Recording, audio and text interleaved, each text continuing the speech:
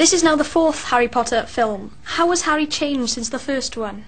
I suppose all of the films are sort of about a bit of a loss of innocence. You know, when you're growing up, I mean, it's you sort of go from thinking, you know, everything's wide-eyed and it's amazing, and then suddenly you realise that bad people do exist and bad things do happen outside of storybooks and outside of all that. I think part of it is the realisation that Harry undergoes, particularly in this one. He comes face to face with evil, and so I think that leaves a definite mark on his character.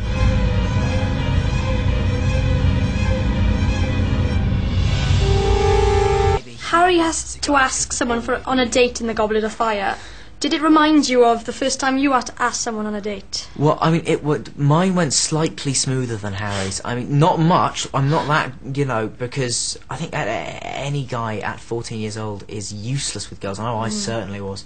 So it's, how old are you? 15. 15, right. Well, you've gone through all of that then. I mean, it's like, you know, so it's like, no guy has never had an awkward moment, so in that I feel I'm sort of standing up for every person who's ever had an awkward moment with a girl. Would you fancy Hermione in real life? That's a bit of a tricky one. I mean, me and Emma, we're good mates.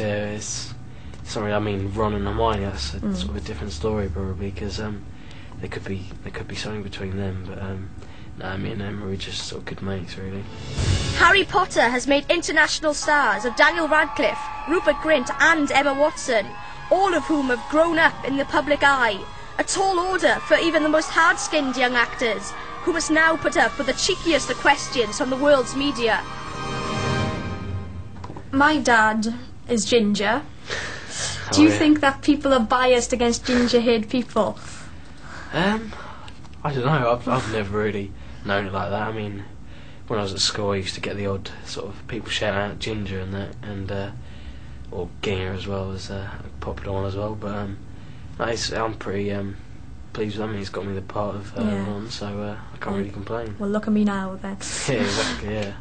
Child stars often go off the rails. Do you think you have handled the fame well? No, I would say I'm completely off the rails. If you think about it, I mean, there have been loads of actors who started really young, who have had fantastic careers. But I mean, I suppose it's the ones that the press sort of focus on are the ones who have gone off the rails. I mean, I only really think of myself as being famous sort of 2 days a year, which is the premieres. Because other than that, it doesn't really come into my life a huge amount. What is the best thing about being Harry Potter? I suppose it's the fact that, you know, so many kids, and not just kids, you know, adults love the books. To be right at the centre of this amazing thing, I suppose basically the best thing is that I've had a fantastic 5 years doing these films, and sort of long may it continue.